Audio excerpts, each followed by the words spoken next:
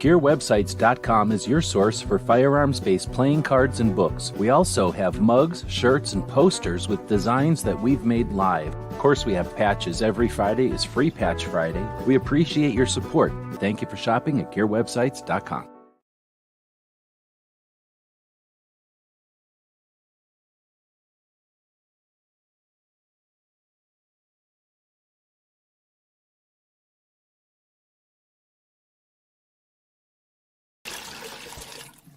It's 11:59 at Radio Free America, and this is Uncle Sam with music and the truth until dawn. Right now, I got a few words for some of our brothers and sisters in the occupied zone.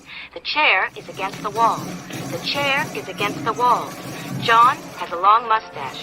John has a long mustache. It's 12 o'clock, Americans, another day closer to victory. And for all of you out there on or behind the lines, this is your song.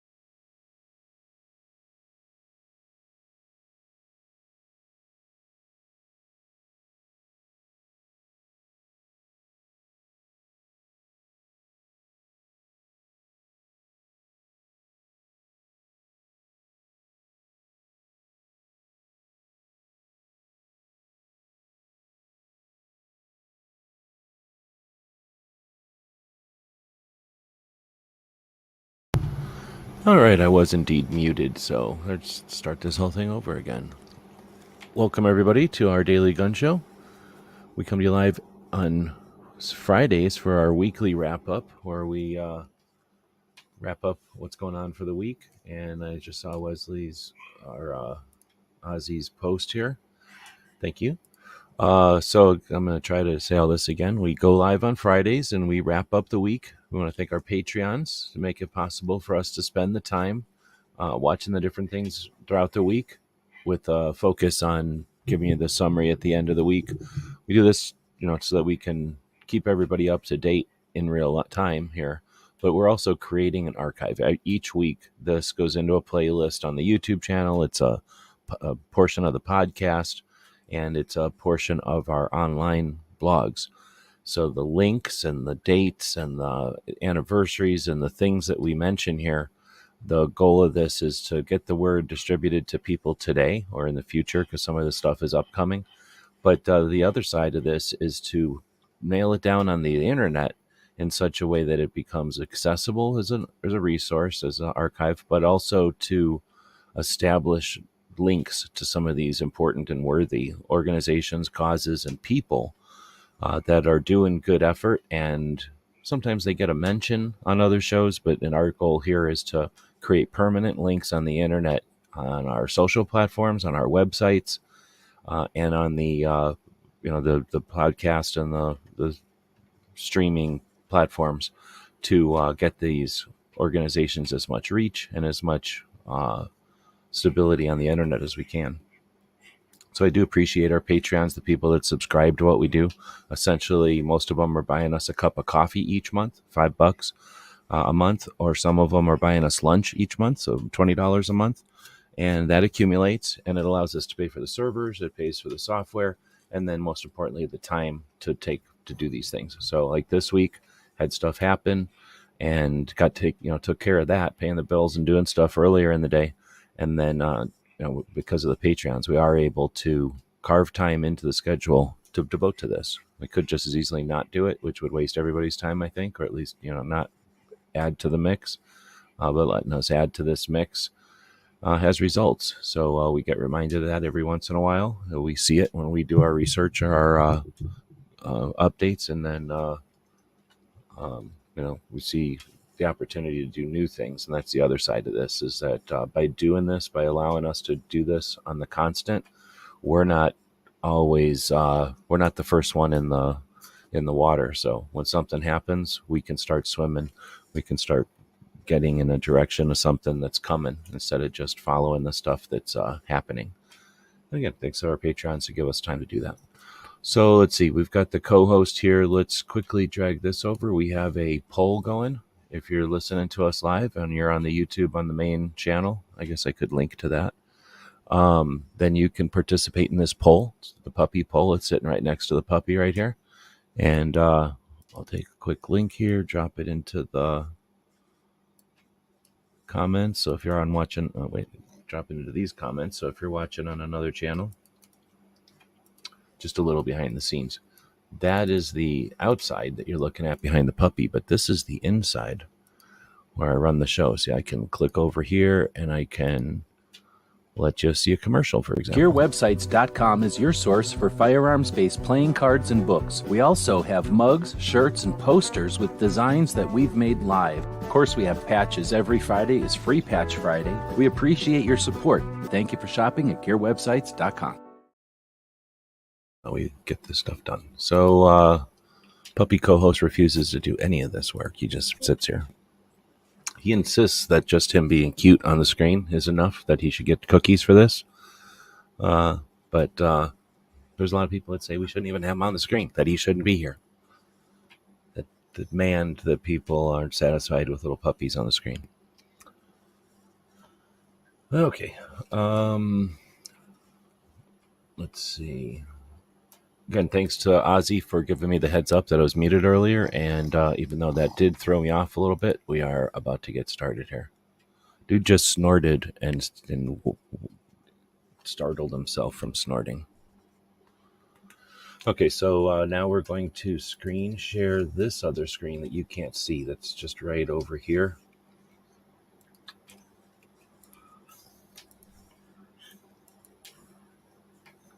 There it is. He's super bored. He does not care about this stuff at all. Almost doesn't care about this stuff at all. Any super chats? We'll jam a cookie biscuit right into that cookie biscuit container right here. So if you're interested in super chatting, there's no obligation. We can't make it a necessity. You're not legally obligated, technically. But if you do super chat, we immediately go full screen. We grab something like one of these peanut butter biscuits, and then we quickly jam it into that animal. Just like that. I'll do it a replay in case you didn't see it. Just like this. Boom. That's what a super chat will initiate. A lot of other channels, when you do a super chat, not even one animal gets fed. You're feeding a fat little puppy every time you super chat on this channel. Just putting that out there.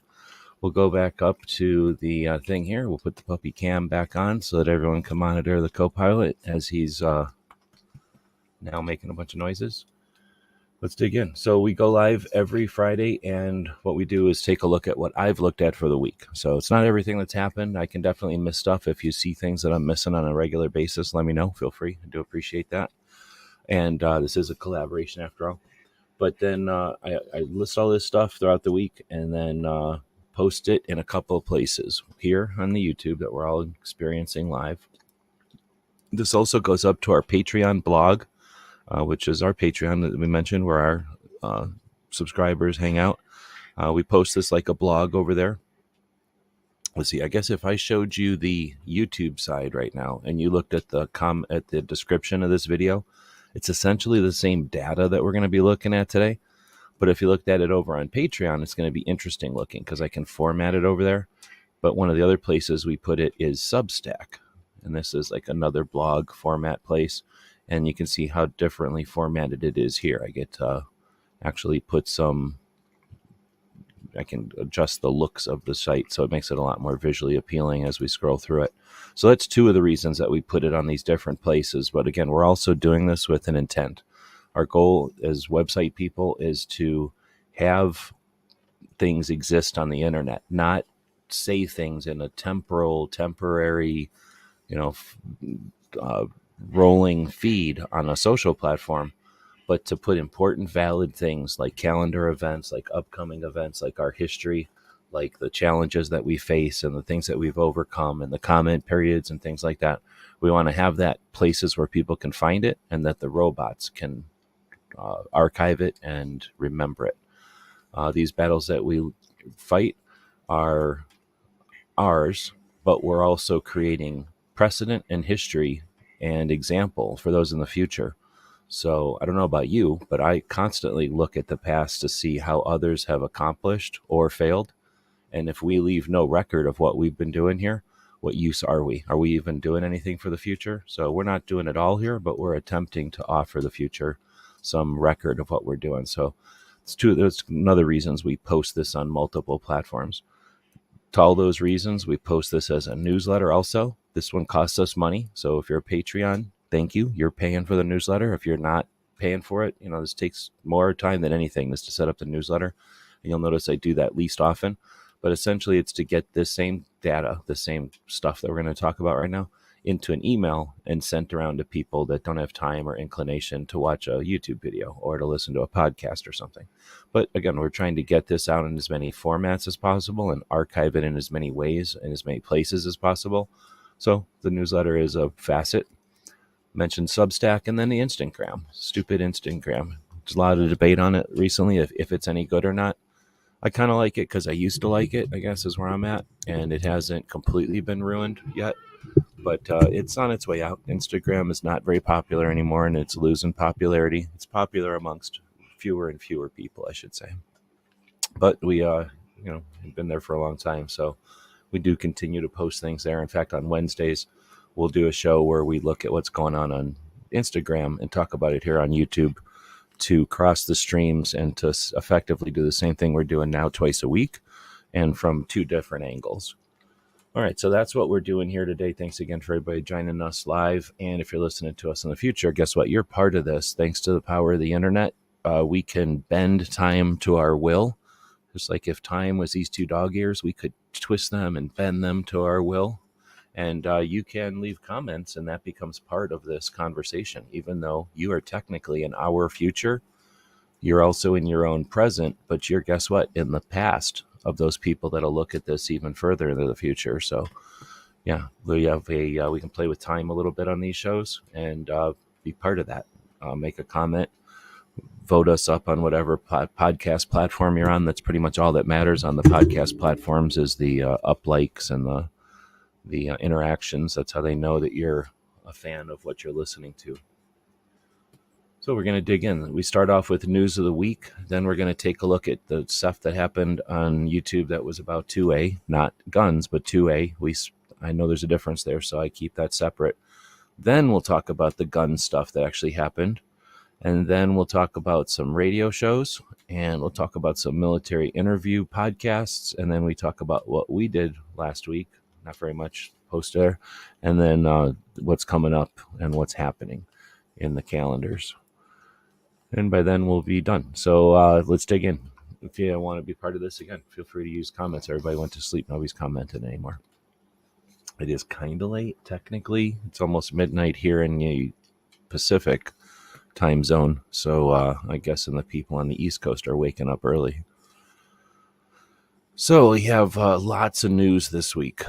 And most of it is just updates and lots of it is distractions. Go look up what a red herring is. So the definition of engaged in doing business is a comment period that has less than 90 days. Let's go take a quick look at the 2 comment periods that are running right now. And although I set this thing all up, I didn't have any time to do any actual paying attention to what I was linking on here. So I'm not sure how many comments we're at. But we can look in here, and when you click on it, it'll tell you... here we go. I should have linked to this page. When you go here, it'll tell you over here on the left, 51,800 comments received and 25,000 posted. So they've received 25 or 51,000 so far on the engaged in doing business, and they've posted 25 of those.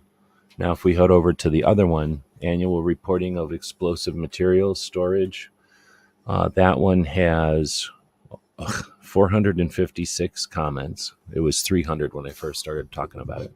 So it's barely got 100. I guess if I do that, it messes with the camera. I guess, 100 people have commented on that? Yeah, it don't matter. The ATF can do what they want as long as it doesn't touch me. And, that's the same. It's a pity. It's a lack of paying attention. We should be blowing away every comment period. Let them know that we are paying attention. Or, maybe we're not. But if you're interested, it costs nothing to make a comment. And to let people know that these things are happening. We have less than 90 days on both of them, and we're certainly not seeing much attention in the national level news until, of course, these things are almost over, and then you'll hear all kinds of uproar, and you'll get all kinds of form letters to send in and whatever. But we're not good at consistent effort and maintenance of these or monitoring of these attacks on us. So comment periods are certainly attacks on us. They're being used in as they're doing experiments with these to see where our defenses are and where our awareness is. As soon as our defenses are down, they're going to throw all barrels at us. They're coming up on an election year. The last thing we need to do is let a comment period lay dead. Doesn't matter what your opinion of the rule or the possibility that it's going to pass or not. This is really an exercise in utilizing resources that we have available. Again, there's going to be people that gripe and complain because we don't have what they would be to consider the perfect tools or whatever. But that's what amateurs do, is complain about the tools. Experts, people use the tools that are available to them, and that's what we have right now. It's 2 comment periods. Going on from that, though, we have HR 5110, Protecting Hunting Heritage and Education Act, passed by the House committee last week, which is, trying to remember now, that's defending against one of the... I just wrote all these things down and now I'm not remembering them. I think this one defends against the PLACA. Then we have HR 660. Democrats are trying to vote for a mandatory home storage. There's a Senate bill going through called the NICS verification for ammunition purchases. So we have 2 comment periods. It's cost nothing for a representative to spend taxpayer dollars to create an infringement or a bill that would create an infringement. They can do that when they want, or they could do that strategically to interfere with other campaigns and other things that are going on. So we have 2 comment periods. Unless the house is on fire, it's a red herring. And right now we see this one is, let's make them do a background check for ammo. That'll distract them. That'll spin them off and keep them distracted from commenting. All right, then we have 3 strategies that are going to mess with firearm manufacturers through investment strategies. Does that make sense? So these are 3 bills that are running around. I'll name them: the Retirement Proxy Protection Act, the Providing Complete Information to Retirement Investors Act, and the Rollback Environmental, Social, and Government Investing Agenda. So these are 3 things that are being used to potentially mess with Social Security and leverage mess with what, or qualify what people can invest in or what gets invested in by people. So if they're going to suggest that gun manufacturers should not be, whatever reason, options for investment, then that's a way to mess with the industry by not allowing retirement funds to invest in the industry. Does that make sense? I think that's the way I'm understanding it. I'm not a lawyer, and I'm not getting paid to research all these things. I'm just refreshing you or whatever, giving a report of what I found during the week. Next, we have the Ninth Circuit Court of Appeals blocking California's law that would ban, or that does ban, advertising that might appeal to kids or minors. So California, a while back, banned anything that talks about guns to little kids, and their Ninth Circuit Court, the federal courts that include California, are blocking that. And next we have the New York State background check system went live, or has gone live, and immediately finding resistance and inability to enforce. So getting upset that the sky's falling is one thing, but then realizing the sky has nowhere to fall. Okay, so it's falling, but guess what? It's always been falling and it always will fall. So now let's get used to that normal. New York's got a crazy law. Well, you can't enforce crazy laws. So yeah, they passed a crazy law. It's going to not fit through the system, so it's going to get changed or altered or prevented completely. They want us to then go, oh, okay, it's over. Let's wait till the next challenge. Or we could create consequences for the representatives and the people that push through these unconstitutional things that can't work. I don't know if that's going to happen in New York this time around, but at some point people are going to get fed up and figure out that we can, let's see, could be worried about the dead bodies that are floating down the river, or at some point we can go upriver and figure out what's killing people. So, if you're sick of defending yourself against unconstitutional proposed laws, figure out who's throwing unconstitutional proposed laws at us with tax dollars and create a awareness of that. See how long people, even if they're against guns, how long or how interested are they in watching good tax money be wasted? I guess if they're anti-system, then they'd want this system to fall apart. But most of the anti-gun people are pro-big government system, so they don't want it to just sit there failing. Anyway, or at least get them spun up on that. Get them to figure out how to fight us with one agenda, and let them figure all that out before, give us time to breathe and rally. Anyway, we kind of rambling, so it's the middle of the night. Let's go on to September is National Suicide Prevention Month. I probably should have put this in larger text in a separate place, but I was getting it from some info, and this is where it came up. But it is September is a month set aside for the awareness of suicide prevention, and you can either hear that and go, okay, there's also months for the children of military enlisted, military personnel. There's months for the children of severely or ill people. Like, there's all kinds of months out there, so you can let that go in one ear out the other. But we're gun people, we're gun industry, we're gun community people, in the gun culture, however you want to state it. And we're constantly attacked by people who use the unawareness of guns, people's ignorance of gun culture. The people that are against us use that constantly. And one of the most unscrupulous things that they use in their rabid fight against our property and us is the number of firearm deaths there are. And they will constantly, always, they need to stand on the graves of those who've committed suicide in order to suggest that firearms deaths are an epidemic, a health issue, a concern, whatever. Because when you remove suicides, which are 2 out of every 3 deaths, if you remove 2/3 of all the deaths, the number becomes so small that they can't even clasp their pearls and suggest that it's a health problem. The irony is that the health problem is the awareness, the perception of mental health in society, and they do nothing at all except poke at that bear. They do nothing to calm those waters or to create awareness.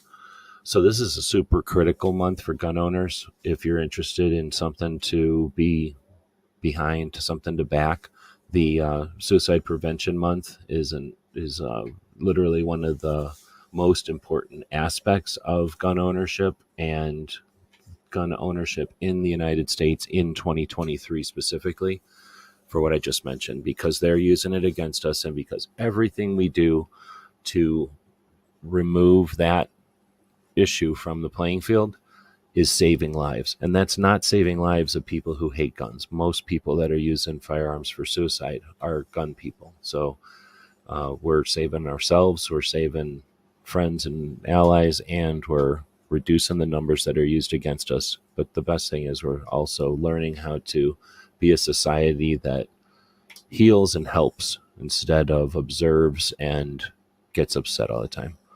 So shame on them, and thanks to probably NSSF or whoever came up with the idea of a National Suicide Prevention Month. But again, the goal here is to create awareness of mental health, to remove the barriers to mental health services or mental health,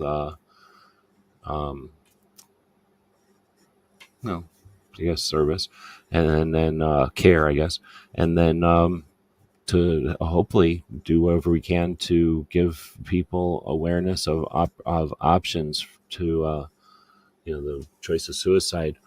Not that everyone has to be some kind of counselor or really be aware, but understanding that it's an important piece. It means that when you have a decision to make on what to share or when to share things or who to champion, make this a factor. Is it an organization that pays attention to this, or is it one of the many organizations that ignores any of the difficult stuff, even if it is tactically critical, and use that as a way to evaluate?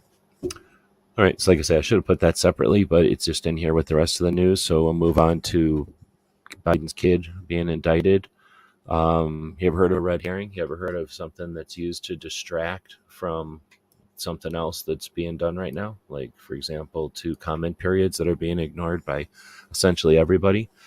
It's not that the comment periods are the most important thing. They're just the most important thing that's happening right now that we as a community have an ability to make a difference on. We can make comments which are record. They're permanent record. We can go back, and we have, and we will again go back and look at the past comment periods which have a history. There are the number of people that commented. Those are indications of the concern and indications of the awareness of the gun community at those times. So we're either going to be tagged as a segment of the community or a time frame on the community that could care less about what's going on, or that doesn't want to participate, or whatever they're going to interpret it as. We can either do nothing and watch the comments sit, or we could literally dominate the comment period so they feel sorry that they ever even brought it up, and it becomes something that we nag them about for the rest of time, that they even had the audacity to bring it up. So those are 2 possible futures, and we as a community will together live with the results of our time spent in the next couple of weeks here. All right, so, or you could get all worried and jacked off about Biden because you like to say Biden's kid, you like to act like the laws that they use against us that are infringements should be used against our enemies. It's also just weird that we're going to that we're going to have any kind of glee slapping our enemies, political enemies, with the freaking same infringements that they put on us. It's a game. That's the tactic of someone who wants to keep the enforced rules will give you an opportunity to enforce the rules on somebody that they could care less about. And now we are the ones asking for the rules to be in. It just makes no sense. We could be using this as this dumbass situation as a reason for why the laws shouldn't exist, rather than crying for the rules to be used.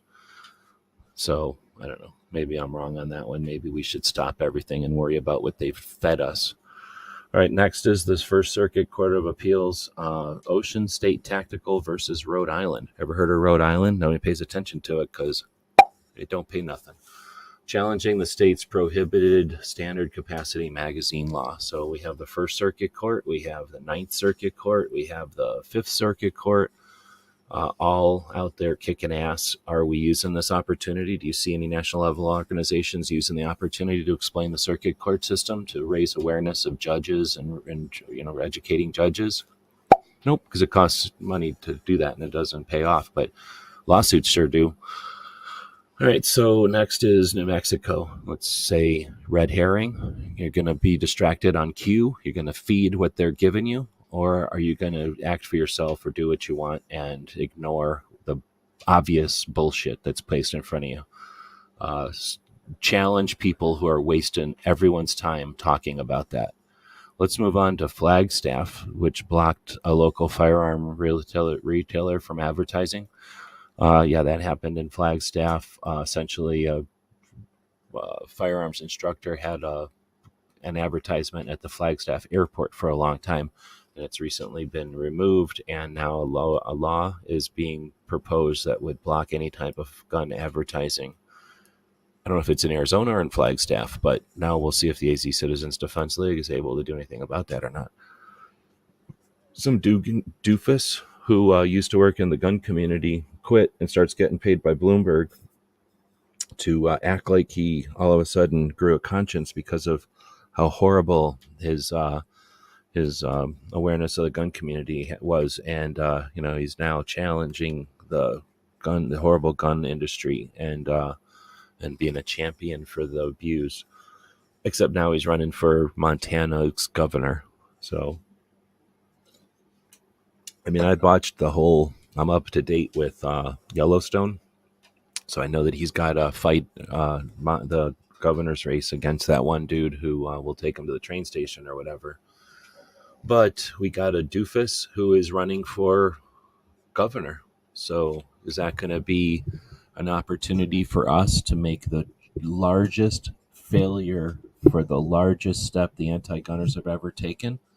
Or are we going to comply, sit around, make fun of and complain about this doofus as he gets paid to get placed as governor? It's up to you to decide, right? How many people are going to pay attention to this, and while there's something we can do about it? Also, there's a new 4473. We're not supposed to care about that because guess what? Biden, guess what? New Mexico, right? Question it. Don't have to take the narrative that's being fed. This is the internet, not the old-fashioned television where you just have to sit and watch and be programmed with what they've decided to produce and put in front of you. You get to change the channel, like a lot of people are doing on this channel. All right, so then we're going to get into the 2A talk. Wesley's joining us. Good afternoon. Oh, he said already voted in the poll. Let's take a quick look at that poll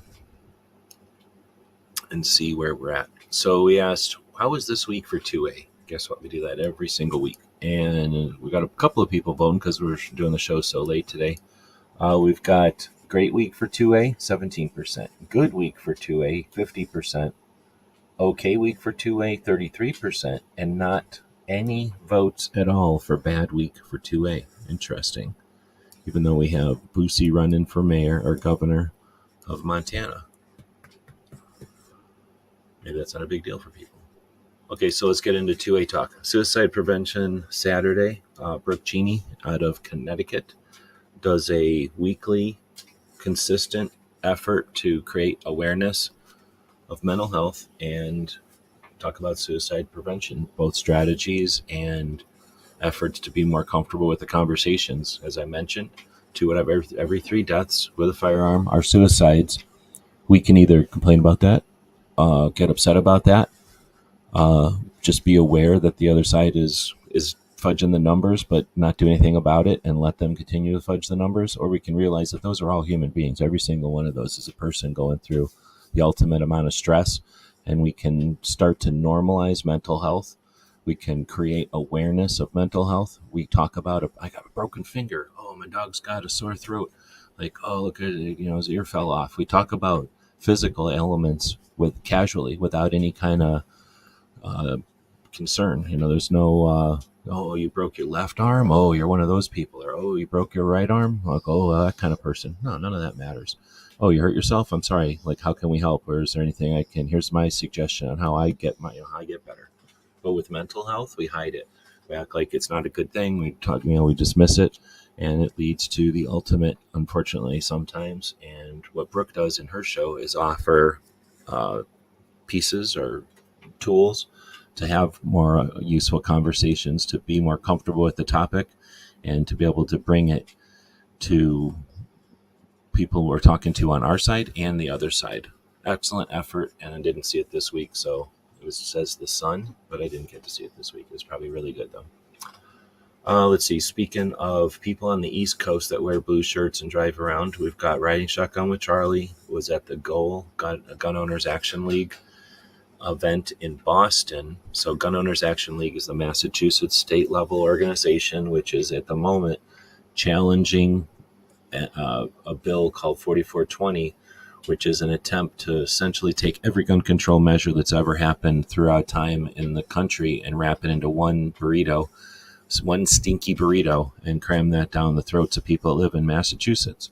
So in order to help create awareness and resist that political push, Gun Owners Action League had an event, and Charlie and a bunch of others attended. So Riding Shotgun with Charlie brought a bunch of them into the vehicle to have kind of a I think it was like a half an hour or longer conversation event, happening / series of interviews. So Carrie Ann Leclerc, Holly Sullivan, Amanda Suffolcool, some dude. There's two people in the back too that I forget. So there's a bunch of people in the car, and it's kind of a collab of conversations. And they're driving around Boston while they're doing it, being weird. Boston people are weird, or Massachusetts people are weird. Then we got Walk Talk America, who's the only national level organization focused on the intersection of mental health and firearms.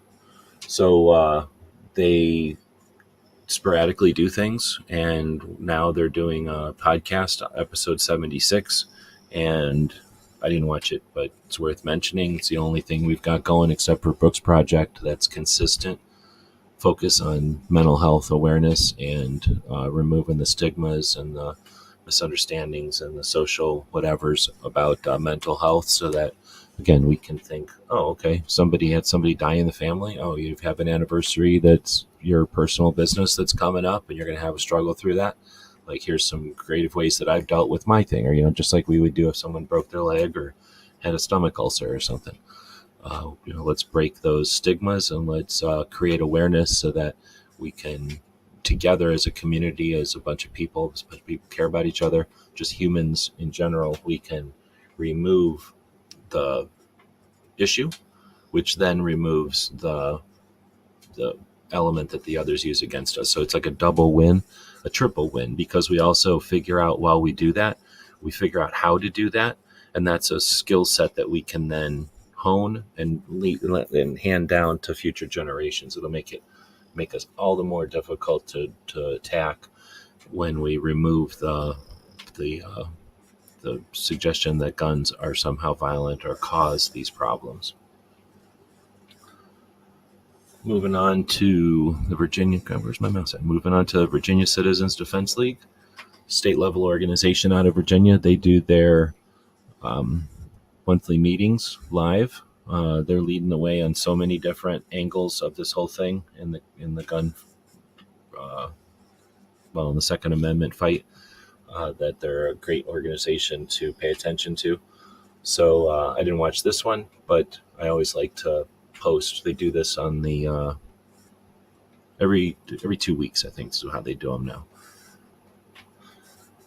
Speaking of every 2 weeks, it seems like every once in a while we get an episode from Locked and Loaded Latinos, a couple out of Florida that started out as interested and then became kind of stuck their toe in the water, so to speak, by attending a rally in Washington, D.C. back in 2019.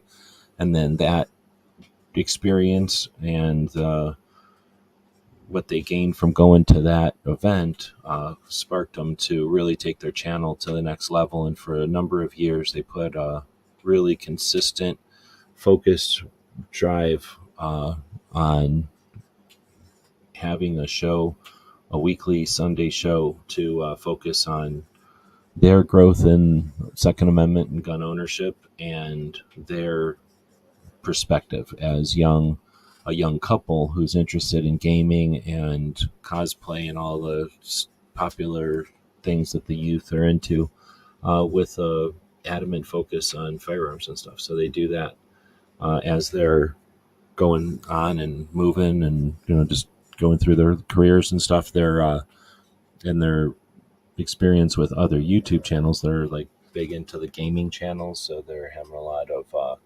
channel growth and audience growth from their collaboration with the gaming channels or some kind of gaming network. So it's a fun show to pay attention to, especially as it develops and as it grows. It's unique. Their show is unique in a lot of ways. And at this point, because of I'm assuming because of their life situation, their age and everything and other demands they have on their time, the show's less and less consistent. But like this one, when it does go live, I think this was like a 3-hour show. So it's cool to be aware of and kind of follow these happenings, these instances as they come up in the big picture. If you are going to be around for a while, if you've been around for a while, how many projects have come and gone, and how many of those were planned? None of them. They all happen organically, and most of them end at some kind of a weird, non what's the word? Where you can't plan, unscheduled. They'll just fail. They'll just stop at some point. Not everyone, but at some point everything ends, right? So seeing these life cycles, episode 127, that's a large project, and a lot of people would have left it go a while ago with as much other potential, which is much other options they've got available to them. So cool to watch the show when it happens and see their perspective, their point of view evolve or change over the time, which is something we get with every channel that continues to do things together with the community live, or I guess prepared, but mostly it's fun with the live stuff. So, then bringing it up on their show. But if you listen to Gizzard, if you watch Chris in the 740, if you watch G23 shows, AR Guns,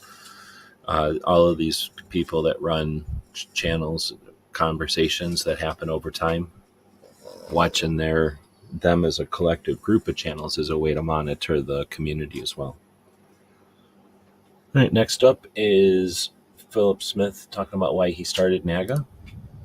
I guess I should. That was for us. That spoke to us culturally. That had the things that we like to talk about and hear about. I wanted a place for African Americans that were seeking some refuge where they would not be diminished for their perspective on politics or how they dressed or who they loved. I wanted a place for people that was home.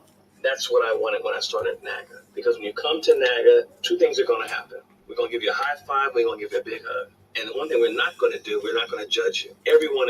So many things to unpack there. That's 30 seconds into a 2-minute kind of quick post that he did. Talked about this one on the Instagram one as well. So they started NAGA in 2015. So assuming you've been around the community for a while and you were involved in guns in the industry, been to gun shows and gun shops and events, was there did you perceive a barrier to participation to anyone, let alone a whole group of people in the country? Like, whether or not you perceive it or not, if it's perceived, that's interesting and that's an issue potentially. But then that last part where he says everybody's going to get a hug and nobody's going to be judged, I can guarantee that 10 years ago nobody gave a shit about giving anybody a hug. And what was the other that nobody's going to be judged? I don't even know when that started being a thing. So the idea that someone walks into a gun shop or at a gun show or whatever, their interaction with the community, and they're not felt, or they feel judged and they're not hugged. Those are requirements. Those are aspects of the world that not everyone is using as the tools for judging something, or the tools for being aware of things. So these are needs that have developed over time or as a culture or something that aren't being met by the community because they've never been needed to be met by the community. So in other words, if you need a hug, like this little puppy needs a hug, that's your thing. You walk into a gun shop and expect a hug, but nobody else has ever expected a hug. Is that the gun shop's fault for not hugging you? Now, if you go and start another gun shop where everyone that walks in gets a hug, and people who want a hug every time they walk into a building go to your gun shop because you fulfill that need, like, that's fine. But is it that gun shop's fault for not knowing that all of a sudden people need hugs? Like, this is just, sometimes nobody's out to get you as much as you're asking something that no one's ever asked for before. And if you've never enunciated your need, is that the right word? If you've never described your need, how could anybody fill it? So I've seen this same perspective brought up by liberal gun owners who one time were having a conversation I was watching, and they said something to the effect of, they walked into a gun shop and felt threatened, or they felt uncomfortable because there was an American flag on the wall.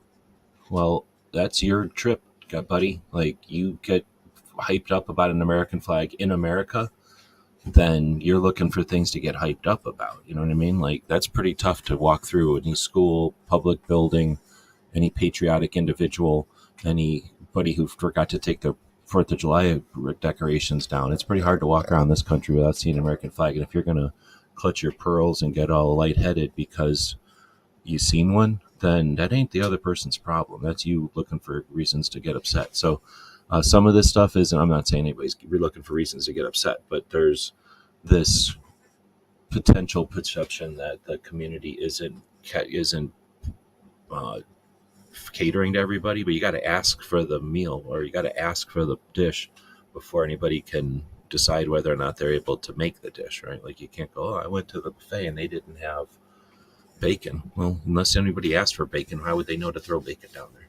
If it's a dinner buffet or something. I don't know, I'm using all kinds of analogies. It's not my fault that we started late. This is the fault of the anti-gunners out there. All right, so this is what happens when you do the show in the middle of the night, actually. And you get tired, you start to ramble, I guess. So now, DJs out there, good afternoon. Cooperative real estate, I don't know what that means. Next up is a couple from Four Boxes Diner guy. I don't know. Is that guy still effective? He's the only one who puts this stuff out from this angle, so we're going to put it up there. He's talking about some free the nipple thing, obviously free plug to put boobs on his thumbnail, whatever. I forget what that is. Something where we can use some other court case to help with guns or something. And then the 4 lawsuits filed against New Mexico. Do you feel silly for paying any attention to New Mexico when it's an obvious distraction? It just seems like that was so obvious as soon as it happened. Gun Owners of America. Are we talking about the Minuteman moment? Nope. Are we talking about one of their other things that they've done? Nope, because we're talking about the new thing they're doing. State of the Second. 0, episode 0. So this is 2 people from Gun Owners of America who are going to be talking to the industry. So now Gun Owners of America has decided that talking to the industry is something that they're going to do. Let's see. So gun talk now. So that was Second Amendment related stuff. Now we'll get into the more gun-ish related. So She Fires has been hosting a live chat on Sundays. I got to check out one so far, but they happen right in the middle of the afternoon for me. But the gas station safety was last week's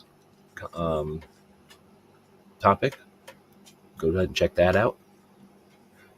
Then we have Brooke, remember a Great Start Shooting School? Well, it's really a school, and it's a shooting school. It shows she did a series of quick videos with some basics. And here's an example: one way to unload a semi-auto handgun. And it might seem like, oh, that's super easy. And it might seem like, oh, whatever, anybody can explain this to somebody. Well, guess what? If you sat there right now as an exercise and turned the volume off on this and said, took the challenge of trying to describe to some, other person how to unload a semi-automatic handgun, do you really think you're just going to immediately knock that out of the park? Or is it going to take you a couple of takes to get it down to be smooth and to get it down to be, like understandable, so that it's not just a bunch of jargon that people may or may not have ever heard before? Well, guess what? The people who've been doing gun instruction for decades and decades have already figured out how to have those conversations, and people that are in the realm and have experienced maybe dozens of other people explain some of these basics are able to discuss the basics in a whole nother level than someone that just assumes they understand the basics. So watching these types of short videos are good for the new person who is learning the stuff or figuring the stuff out, trying to weed through it all. But once you've mastered it, so to speak, this basic stuff, watching others explain it is an instruction how to instruct. Does that make sense? Like seeing how someone is able to create awareness is an opportunity to learn how to do the same. So even if you're not interested in basics, it's occasionally interesting as a expert or intermediate to watch how others present the basics. Anyway, that's one of the reasons we link to that. Plus, Brooke is doing great work, so we want to promote all of her projects that she's doing out there. Speaking of projects, we have Foss, who does the overnight show on Saturday nights every other week, and then the Mouse Party. It's now shifted from Wednesdays to Saturdays, but the Mouse Party is the weekly get-together for those who are up, third shifters, people working overnight, people with insomnia, and anybody else who decides to listen to a show in the middle of the night or the next morning, right? Because here's the thing. We do these shows live in the middle of the night because we value people who are resetting the planet, cleaning everything, refilling everything, building everything, moving everything, setting everything in place so that the people in the morning can take it all for granted and think that magically everything resets itself, like gremlin robots reset everything for free every evening. So we appreciate the people that are up overnight, and Foss also does. So anyway, he had this quick video about his experience with Brutal Awakening coffee from Blackout Coffee Company. I believe Gizzard Gary has a link you might want to follow for Blackout Coffee. I will eventually have a link out there. But if we wait till the very end, I don't know how many people watch this till the very end.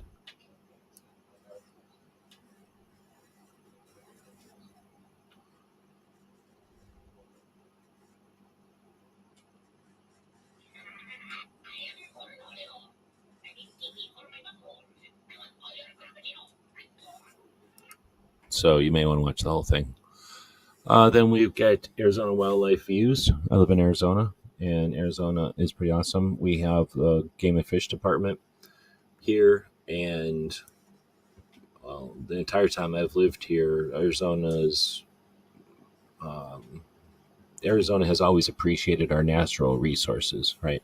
So the Game and Fish Department has always done a great job, an excellent job, really, amazing job of documenting and sharing and presenting the facets of Arizona's natural resources, specifically, from the focus of the fish and game, but those fish and game are in our parks and in our environments, or in our in our nature. So while they're out there tagging, or while they're out there researching, or while they're out there presenting, they're in Arizona. So it's just an amazing visual experience, and then to discover all the different types of critters and organics, whatever you want to say, like critters in Arizona through the Game and Fish has been awesome. So they've been doing this through publications and through video on cable shows back in the day as TV shows that were weekly, and then some other things, just different types of visual presentations or visual or video resources that they've made available for use. Since they're public, they do these things and just give it away to everybody. So there's just so much value that the Game and Fish Department from Arizona has offered over the years. And since technology and people's tastes have moved away from television towards the internet, the show Arizona Wildlife Views is actually a TV show from back in the old days, but now it's a 30-minute, whatever you want to call, like web series, internet series. And they started it off with episode 1 this week, and it's about half an hour, I think. I guess it says 30 minutes. And the first 20 or something are talking about the wolves, Mexican wolves that were essentially hunted to extinction or predatored, because they didn't really hunt them, they just killed them. But they were destroyed to extinction here in the United States. And guess what? Just because you don't like something doesn't mean it's not a necessary part of the ecosystem. So a bunch of people petitioned and successfully brought the reintroduction of the wolf to the United States at the dismay of a bunch of hunters who like to pay $5 an acre to put their property on government land, shared land. And then they also demand that the government destroy all predators so that their cows don't get hurt by anything except gopher holes. But aside from people like that who aren't exploiting the natural resources to profit, a lot of people don't care at all about wolves, or some people actually want natural predators to exist, even if those predators are apex predators. So, and then there's a bunch of people who demand that the nature be sterile and that nature be safe, so that if you walk out in nature like an oblivious idiot, you shouldn't be hurt by any of nature. So if the government just destroys all predators, then nature will be safer. There's a lot of people that demand that as well. So wolves are controversial, and you're not allowed to hate wolves if you are just listening to the narratives. But nature people don't care, and wolf people don't care. So this was a conversation. This was an update. The wolves. This whole issue started decades ago. It's not like this is a new thing, and it's not like anybody could do anything about it because all the wolf haters didn't do anything about it. They just watched it all happen. But now we've got decades of time that's gone by, and the wolves are monitored completely. Like every single wolf is figured out, it's got a chip in it, and they constantly monitor what's going on so that they can learn from their existence or whatever. And this is a story kind of to update the whole thing, but to talk specifically about the concept that, let's say that this is a wolf and it has a bunch of wolf babies. Let's say it has a litter of 6 wolf babies, right? This little dude had found a wolf girl, and they had 6 little wolf puppies.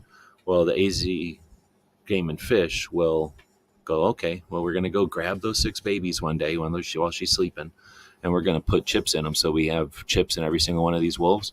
But then we're going to take 3 of these wolves, and then some zoo over here has the babies. We're going to take 3 of these wolves, and we're going to mix them, and we're going to take 3 wolves from that zoo and put them into the wild, and we're going to take 3 wild wolves and put them into that zoo when they're babies.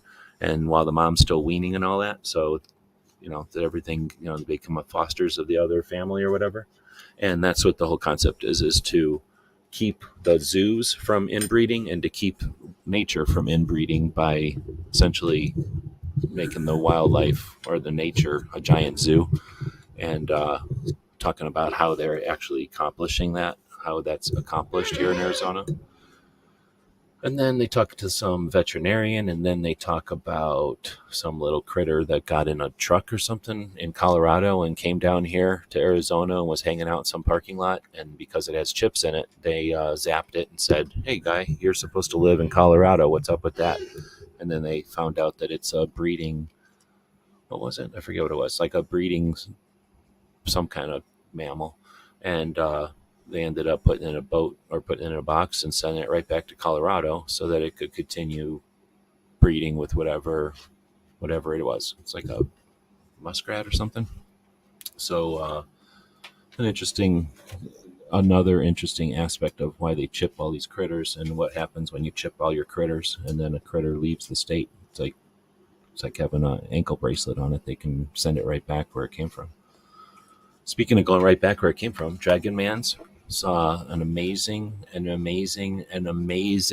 situation where you have the best firearms museum in the country, potentially the second best depending on how you rank them, but most people would say the best firearms museum in the country, and that's on a 80-acre such place with dirt bike tracks and 4x4 tracks and paintball and airsoft and multiple shooting ranges. And Dragon Man will have his 31st annual machine gun shoot this weekend, and then this year will be the first year with an industry event, or an industry range day, where you can show up, pay the $25 or something, shoot machine guns, and then hang out with all kinds of suppressor companies and gun manufacturers who are there to let you pull triggers, I think. So very interesting evolution of one guy's 3-decade-long machine gun shoot with his daughter helping out as second in command, and the evolution of that shoot. So if you can do something and you're going to spend your money on something each year, why wouldn't it be the Dragon Man machine gun shoot? Have you seen, well, if you watched our Instagram thing, 400,000 rounds of ammo they've collected for the shoot. 400,000 rounds of ammo for the shoot. Then you got Gear Report and 0 ammo for Gear Report. But each Thursday they go live and talk about gear, and I believe they did so yesterday as well. Speaking of each week, we're getting into the radio shows. I see Chicago Mike is out there. Welcome. I don't know if he's driving right now or what, but thanks for jumping in. We got a lot of people saying hey and then leaving or falling asleep because it's in the middle of the night, or they hate 2A. It's hard to know sometimes because people ain't saying anything. So if you want to prove that you're not anti-2A, you could type something in there, or prove that you're not sleeping, you could type something in there. Or if you super chat, here's what happens. We immediately flip to this main screen. And I immediately grab one of these peanut butter biscuits, and we immediately put it into that dog's mouth. That is the procedure when a super chat comes in. It's not a necessity. You don't have to super chat. I'm just saying if it happens, then that's what we're going to do. That's the consequences of those actions. I'm just saying. It's not required, but that's what will happen. So we got Snob saying hey and Wesley saying hey. Welcome. See, I made people get up. Oh, there's Baron. Oh, my goodness. We got Baron out there.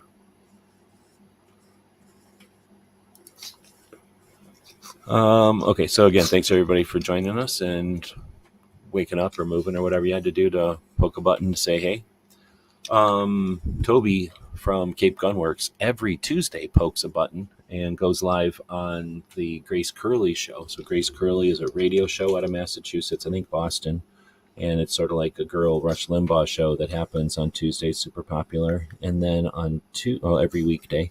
On Tuesdays, though, she does a segment for Second Amendment, and Toby Leary from Cape Gunworks joins for 45 minutes, and callers call in, and they talk about guns and laws. And as I mentioned, Massachusetts is dealing with 4420, crazy bill that takes like every anti-gun thing we've ever heard of, essentially crams it into one giant stinky taco, and they're trying to get ready to jam that down everybody's thing. So of course a lot of concern about that with the people that call in, and Toby's completely aware of that situation and able to offer insight. And boom, we should get some sort of super chat dog treat noise. Let me see if I can do this.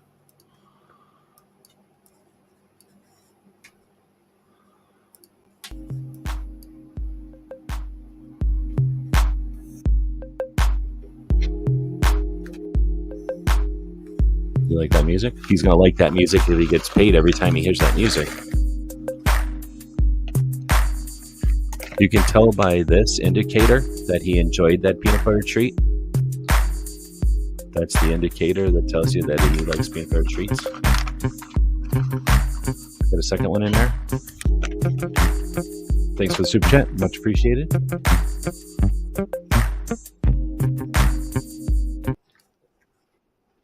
All right, now we'll get back to action here. And wow, this is how slow my computer is. That's super slow. Come on. Seriously? I pushed these buttons like an hour ago. There they go. Got a metal guy saying hey, and Chicago Mike saying hey. All right. So now I'm yawning. Puppy's awake again for sure. And he's getting chock full of peanut butter biscuits. And one fell on the floor. Don't tell him, but one fell on the floor while I was feeding him right now. So later on, he's going to get a little extra something when he figured. Oh, did he hear me or did he smell that? Now he's fixated on the one that's on the ground. Very food driven. Even though he's got a tiny little nose, it's very effective at finding food. Chris is saying Cape Gunworks is an amazing range and shop. Yeah, I can't wait to be able to get back on the road and get back that way again. Yeah, I'm definitely on. And I was drinking coffee. Whenever I play something, is usually I sneak a drink of coffee or whatever. Okay, sit down.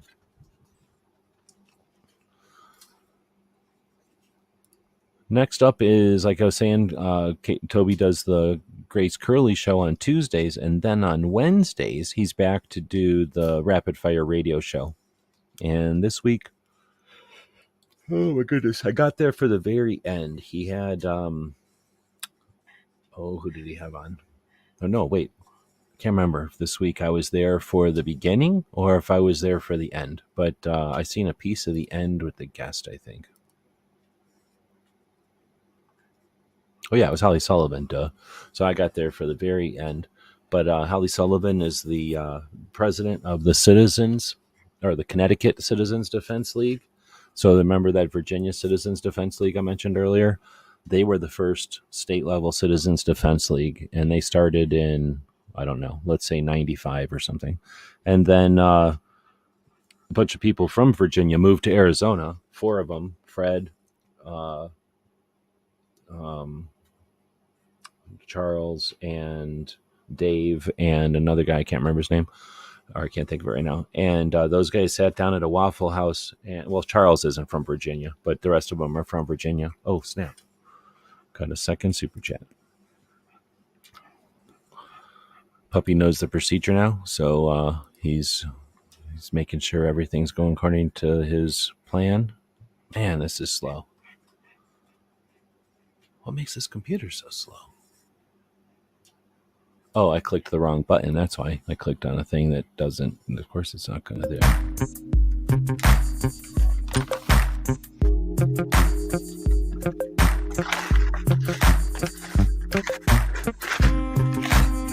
Are you still interested in eating one of these?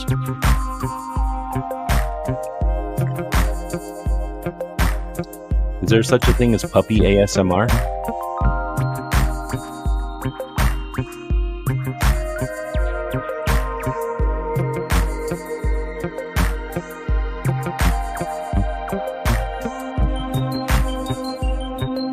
He likes it when you do this while he's eating. This is face massage. It's the rage in Europe right now to get a face massage while you're trying to eat peanut butter biscuits. There's a whole community of people who would be offended that I even have this dog on the show, let alone offer feeding the dog in the middle of a 2A show. What is going on? See, Snob, he couldn't handle it. He's going to bed. This dog has way too many legs for that dog, for that guy. All right, so let's get back to it. We're getting towards the end of the show, but we're not really. We probably have another hour. Put this guy back into here. Thanks again to Baron for the 2 super chats. Much appreciated. Those monies will go towards servers and softwares. I'm actually getting ready. I need to buy a software package for $100, and it's just right outside the realm, so that really is appreciated, and it will go towards some new software that'll give us even more power online. More power. Let's see. So that was Oh wait, what was I talking about? I was talking about Holly being from the Connecticut Citizens Defense League, and they came from the Virginia Citizens Defense League begat Arizona Citizens Defense League in 2001, and they were so successful that there's now other Citizens Defense Leagues, including Connecticut Citizens Defense League, which I believe started in like 15 or something. I'd have to remember. But so that was a cool conversation with her. She's also the first female president of a state level 2A organization, for people that are keeping track. And then I added the Arizona Wildlife Views twice, I guess, because it was so cool. I like the idea that we got predators out there. So I'm a big fan of wolves. And I like the idea that you could die if you went out into the woods and you're an idiot. I don't know if that's popular or not, but the world is. And I don't like the idea of trying to remove everything dangerous from the world until you get anti-gravity rocks or something. Next up is what I was just listening to before we started the show today. A conversation with Dave McCloskey, who is a guy that was in the CIA, and then he's an author. So being interviewed by the Team House guys. It's a show where a ranger and a Green Beret interview all kinds of people. This is episode 234. So twice a week they do a live interview with veterans and people who are in and adjacent to the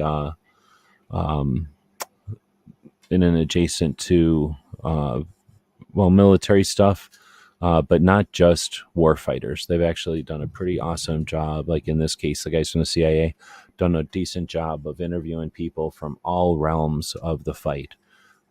Really interesting. And because those guys have different experiences and they're older, a little bit older than most people they interview, and have different experiences, the questions and stuff that they ask are pretty good. Oh, snap. And now we got a real super chat now. So thank you again very much. Let's see what we can do for this one. For this one, let's see. Okay, I know what we're going to do. If I can find it. Where did I put it? I must have put it somewhere. Yeah, I don't know where I put it, but I put it.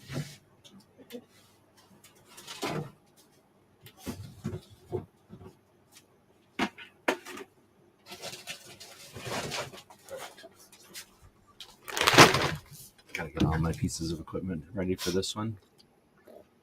So for this one, this prestigious of a super chat, he's getting all excited.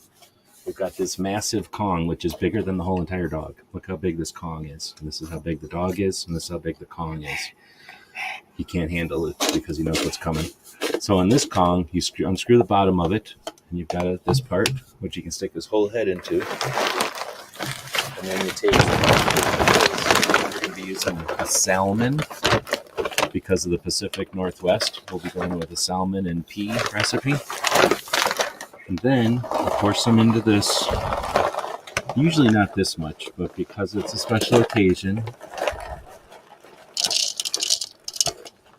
he's going to supervise that this is happening. Now he's made sure that we're actually putting salmon in there. Now we screw the bottom back on it. And essentially we've got a Weeblo that dispenses salmon.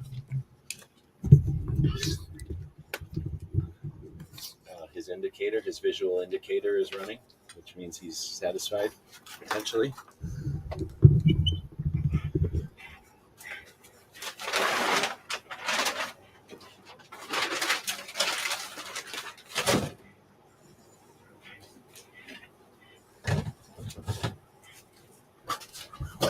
What? Now he's going to yell at me because he needs to figure out how to accomplish eating out of this. He doesn't know how to do it on the table. So what he does is he gets mad at this thing. Now he can go be angry at this thing, and every time he knocks it around, he'll try to do it here on the table, I'm sure, because he's not going to be satisfied with just having food sit next to him. But now I'll put him on the ground, and he'll start being mean to this thing and kicking it and being mean to it, and every time it knocks over, it'll piss out a bunch of little biscuits, and then that will encourage him to be meaner to it. And then he's even more mean to it. More stuff falls out of it. And then that perpetuates his anger towards this thing and his meanness to it. And then when it's empty, he'll just be running around the house smacking this empty thing around mercilessly. So for now, I'm going to leave this. This is the contribution from the other dog. Don't use that. Gross. And then after the show, this little dude will be set on the ground with this thing to play. We'll just set it here for now so that you can enjoy the rest of the show. And I wonder who wants this show to end quicker. So thanks again for that super chat. Much appreciated.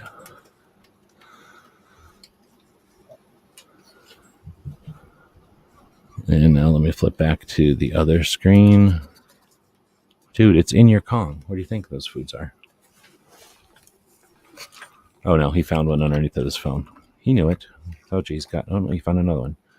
It's got a little tiny nose, but it knows where the food is. Oops. I threw that one on the floor, so deal with it. I threw it on the floor. Oh my goodness. He's upset. I threw a little piece of food on the floor, and he's not happy about that. All right. So again, thank you very much for the super chats. Let's sit down. That usually make about $200 a month on YouTube. So that's like right there is doubling our YouTube, or 50% in our YouTube, however that says. Gonna sit down? Okay. He's still only the second worst co-host I've ever had. Now he's super stoked, and I got to put this in front of him because he's having a physical reaction to the fact that he's got his little Kong full of food in front of him. That would be improper to put on the TV. All right, so again, this is a pretty interesting interview. I've only listened to about half of it now, but Team House has a unique perspective and does a great job of not only getting to the interesting, fun parts of these people's career and their situations, but also focusing on their origin stories and what they do after the fact. Transitioning out of military and into public sector type of stuff. Let's see. Then we get to, there was a bunch of more. What else did I, the problem is I watch them on that machine that's behind him. There's that big TV back there is really just a monitor for the laptop that's back there. And that's what I watch the shows on. So they're on a different machine. I don't always catch them on this show. So there's usually a couple of different shows that I'll listen to. Mike Ritland at Mic Drop is a good one to listen to. And then, of course, Combat Story. And Combat Story, I'm just behind a couple of weeks on that series. So I'll have to catch up on those. But we did a couple of things this week, and one of them was the coaching show that we do on Tuesdays with Clover. This week it'll just be me because Clover's too busy to go. But we're in the middle of an advanced series talking to advanced topics on content creation. And last week, on Tuesday, this week, whatever you want to say, we talked about monetization. You may not be able to hear it, but this dog's super excited. I'm putting him down because he's freaking out. Here's your Kong. I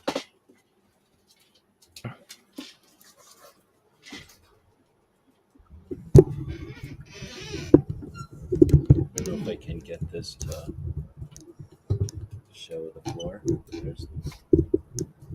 There's the Kong, and the little dog is under here. I don't know where he went. He's looking for that one single piece of dog food that fell over, and then he'll go be mean to the Kong. You see he's knocking it over. I guess I should. I can't get my mic to go back this far. There we go.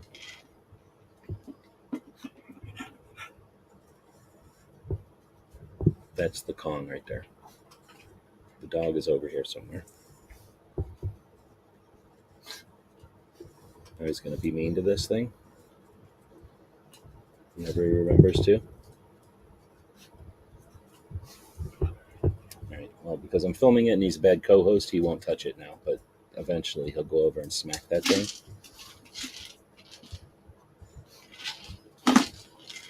See? He doesn't understand it. He just knows if he's mean to it, it poops biscuits. So we're going to hear that for a while now. You just know that's happening in the background. Thanks again to Baron. So we talked about monetization. In reality, nobody's just independently wealthy and doing this because they got nothing else to do except for Bloomberg, the 14th richest dude on the planet. Except for that dude, everybody else has to figure out a way to make this possible, to spend time and effort on Second Amendment activities. So how do you do that? Well, we have a massive industry that sinks and swims constantly, that has either feast or famine. And when they're in famine, they desperately need attention. They need awareness. And when they're in feast, they got money that they don't even know what to spend it on. So we can either consider ourselves as content creators part of an industry that deserves to be compensated and also is not obligated to be compensated. So, there's the challenge and the opportunity, or there's, of course, a lot of people that think that that's not an aspect of it. But anyway, we talked about that on Tuesday. And this week, we're going to be talking about community building. So that's why Clover wanted to ditch out. He doesn't care about community building. But we'll also be talking about SHOT Show at some point here. I know that Chicago Mike was asking about that. All right. So can you hear him in the background being mean to his Kong? I put a lot of food in it. Normally I just put a couple of things in there, but I put a bunch in there this time. We did other stuff this week. I just didn't have a chance to stick it all in here. On Wednesdays, we talk about what's happening on Instagram, and I try to do a flashback show every week. Soon, we'll be doing the tactical quiz again as well. All right, but one of the projects that we also attempt to keep on top of on a constant basis is our calendars. So we post those at guncalendars.com, and some of the things that from the calendars to be aware of. I don't know, maybe I should push these earlier in the show. It's hard to know what's the best way to do this. But this is POWMIA, so Prisoner of War Missing in Action Recognition Day, a day to remember those Americans who were prisoners of war and those who served and never came home. It's one thing to have closure. It's a completely different thing to have no awareness of where or what what happened to your people. All right, now he's jammed the Kong under. Can you hear the pace and the level of anxiety has gone up because the thing's empty, and now he's desperately trying to push around an empty Kong, and he knows it's empty because it doesn't make any noise anymore, and that just stresses him out even more because now he doesn't have any more kibbles, and now he's doing this like addict dance where he sniffs everything in the house in case a kibble fell out underneath of it. So he's running around like a kibble addict, bugging everybody for their spare kibbles. Soon he'll forget all that and come over here and rest, and then we'll have him back again. Okay, so, but anyway, today is POWMIA Recognition Day. They started this in the 80s, and you've probably seen the black and white POW flag, POWMIA flag. It still happens, and it's frustrating, and one way to help ease that stress or that situation for people who are at that mercy, because there's nothing you can do about it potentially, is to know that others are aware. And that's what Days of Recognition are all about. We know that because we have Days of Recognition at a national level to help with the cure for that issue. Although it's not a permanent cure, it alleviates the issues, the symptoms. And I guess I was going to say that's in some ways why it's so important, or at least it seems so obvious, that awareness of other things like Second Amendment would, also be useful. Puppy, what did you do to that thing? Who told you could jam it underneath of here? All right, so let's talk about some of the things that are coming up. As G23 mentioned way earlier in the show, September 18th is the date set for Oregon's lawsuit against Measure 114. He said it's at 9 a.m. He's got to work, but otherwise he'd be streaming it. Then we've got somewhere in the end of September, and this may have come up. I didn't have a chance to update the specific dates on these. So this might have an actual date at this point, but the last I looked, the end of September is the U.S. Rahimi case moving forward. So Oregon's issue is a state law that's heinous, and there's a lawsuit challenging the heinous new anti-gun laws at the state level in Oregon. And then it's in this Rahimi one is the court case that challenges the idea that guns can be prohibited from people with domestic violence restraining orders, which is not being a felon, a prosecuted felon. That's essentially saying someone who hasn't had a judge or jury convict you is now in the same situation as someone who's been convicted of a crime, and that is unconstitutional. And they picked a bad person or the bad situation to challenge this so that the antis have the best possible scenario for their side to say, oh, this person shouldn't be able to, so no one should be able to. This person we picked is a bad example, therefore how could there be any good examples? So it's going to be a challenge for people, again, awareness, and for people's mindset on this stuff to be open-minded enough to allow some bad people to enjoy their rights, because it's essentially, if you say no, then you're taking the rights away from everybody. So that's one of the cases that's not ideal, but it's happening. Then we've got in October, Coons versus Platkin, which bans the idea of sensitive locations, or bans sensitive locations concept from New York. Then we got November 3rd, Sept Buckham versus Jackson, which challenges the 18 to 20 people. People that are 18 to 20 years old don't have rights. There are people challenging that one. We have a second lawsuit that's challenging that one, Reese versus the ATF, which also challenges the idea that someone under 21 can't have rights to own a handgun. And then in November, Oakland Tactical Supply versus Howell Township, which is a shooting range challenge, like where you can have a shooting range. Those are all things that are coming up if you're following the nuts and bolts of Second Amendment stuff. But really the big thing, let's not forget, the real big thing is the 2 national comment periods where the antis are using these. Every time these don't work out for us, they champion them. Every time these work out for us, they leave us alone.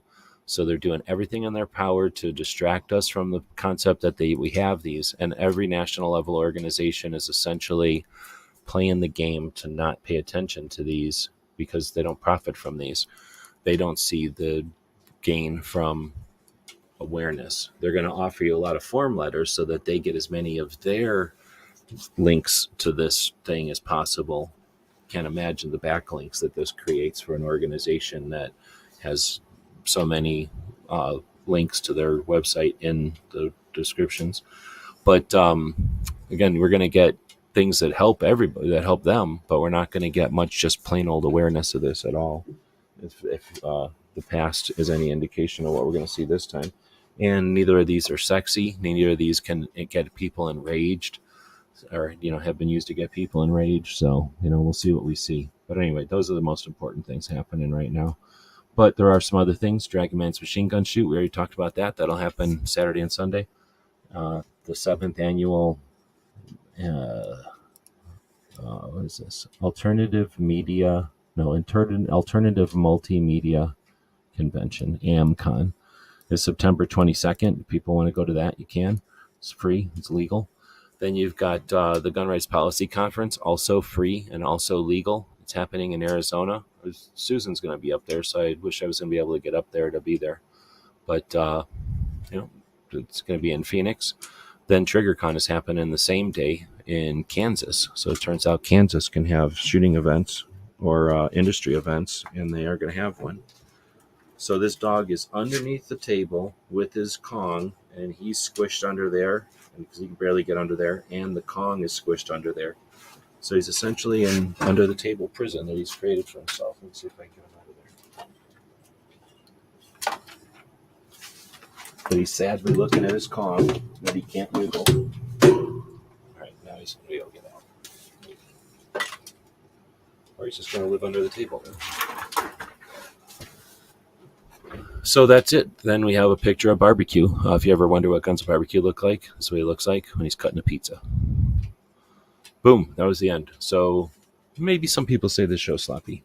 Otherwise, it's the best Friday night overnight show that's focused on the Second Amendment. One of the two.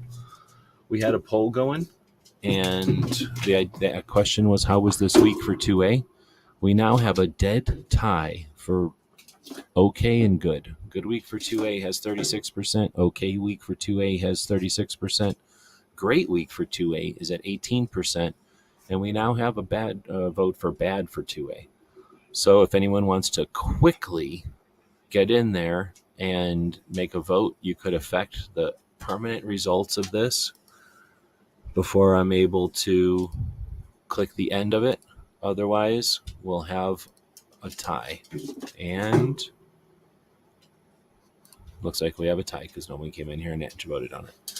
Thanks again to Baron for the $80 super chat and the $10 super chat and the other $10 super chat. You may or may not be able to hear that the puppy is down there again, beating up on an empty Kong. I'll throw some more foods into that Kong at the end of the show, though.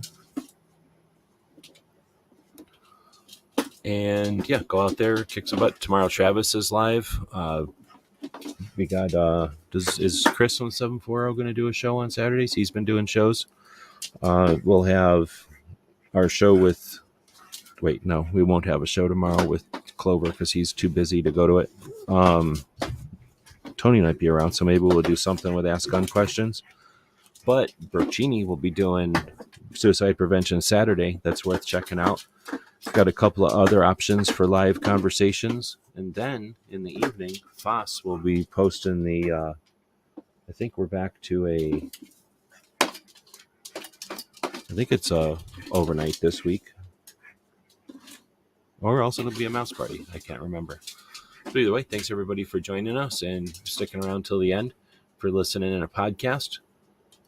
Take a minute and leave us one of them comments and click on the stars or the likes or the thumbs up or whatever they are. Those are the things that those podcast platforms use to determine the popularity or the interest people have in the different podcasts. So we appreciate it. If you're over on like this, what's it called? Substack, give us one of these little hearts or make a comment. Every once in a while, someone does comment on these shows. It's always appreciated. That interacts with the logarithm to, again, put the show a little bit higher on the different rankings.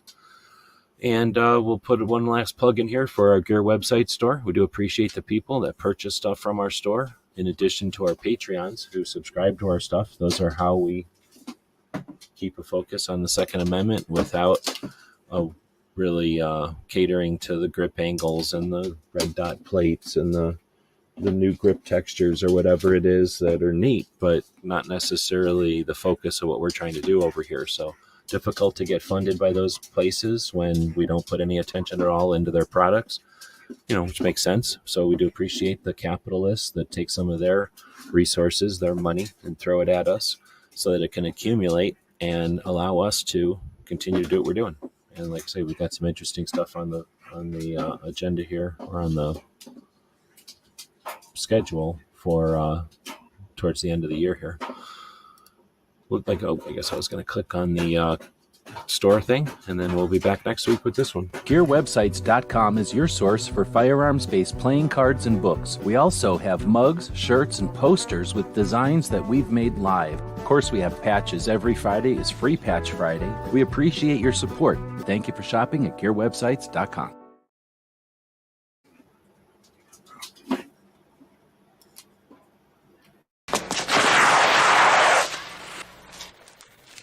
Cheat.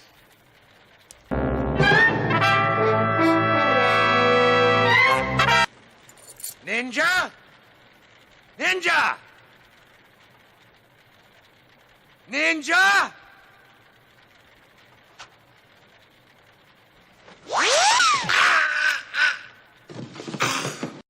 It's 11:59 at Radio Free America, and this is Uncle Sam with music and the truth until dawn.